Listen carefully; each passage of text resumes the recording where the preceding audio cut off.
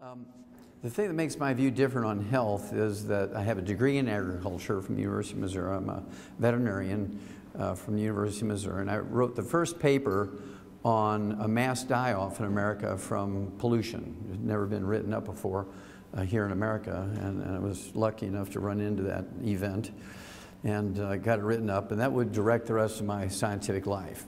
That was in 1962. Became a comparative pathologist, as Ted alluded to, and worked with Marlon Perkins from the old Mutual Omaha Wild Kingdom show. Some of you are old enough to remember that. He was before the crocodile hunter for you younger ones, okay? And the thing that I was able to do in that project with Washington University in St. Louis was to do these autopsies on both humans and animals. And one project, I did over 20,000 autopsies on over 454 species of animals and 3,000 humans for comparison. There's over 10 million chemistries and that many slides with special stains. And the book that came out of it's 1,200 pages, and it's in the Smithsonian Institute as a national treasure. It will probably never be repeated because the expense today would be over $1 billion for that project. Well, to make a long story short, became a naturopathic physician in 1978, and I've been treating my patients like dogs ever since, and they get better. And the reason why I say that is in the animal industry, we don't have health insurance. There's a huge advantage to veterinarians not to have health insurance for animals. Because when you have health insurance, the concern of the doctor is to get the health insurance.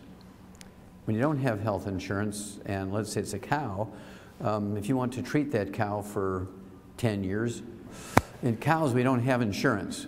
Let's say a pig, if it has double knee replacement, the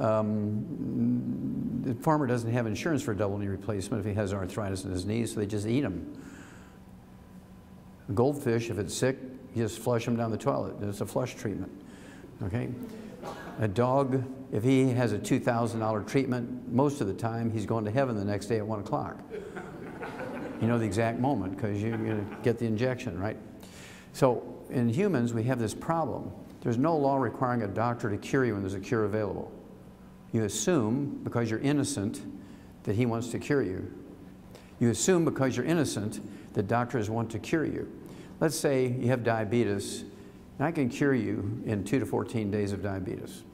The doctor makes $300 from a office call. Actually, the pharmacist will make more money from the medications, right?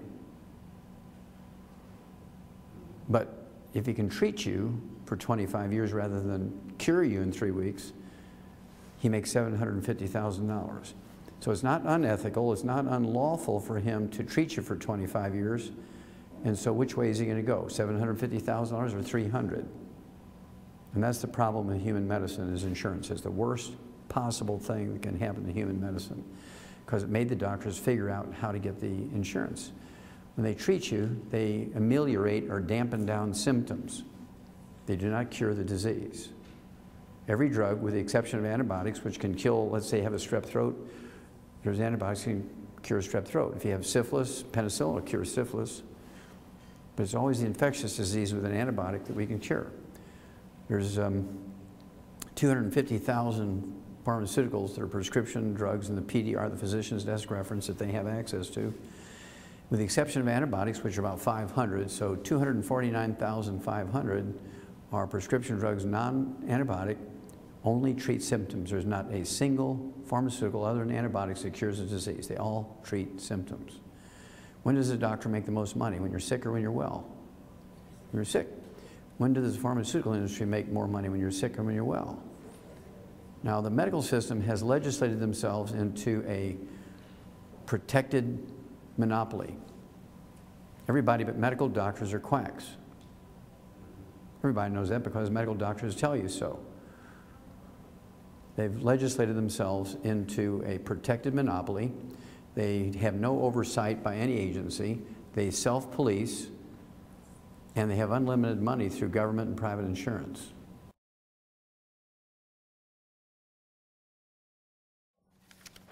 Now, how many of you guys and gals know or heard of a guy by the name of Benjamin Rush? Anybody know who Benjamin Rush was? Okay, a couple of guys in the back. Okay, well, Benjamin Rush was the first military surgeon in the United States. He was George Washington's military surgeon. He was the first U.S. Surgeon General, and he was a signer of the Declaration of Independence, pledging, like all of the other 56, his life, his fortune, and his personal good name. Okay? And this is part of a letter he wrote to Benjamin Franklin and also the other writers of the Constitution, including Thomas Jefferson. Unless we put medical freedom into the Constitution, because the different factions of medicine were fighting, herbalists versus chemical users and those using Oriental medicine and so forth, they were fighting amongst themselves. And so he was pleading for a clause in the Constitution that would equal right to choose religion, right to freedom of speech, right? He wanted another one in there. Unless we put medical freedom into the Constitution, the time will come in medicine will organize itself into an undercover dictatorship to restrict the art of healing to one class of men and deny equal privileges to others will constitute the Bastille, which is the most horrible prison in France at the time, of medical science. All such laws are un-American and despotic. Well, of course, that didn't happen. This clause didn't get into the Constitution, and now his worst nightmares have come true 300 years later.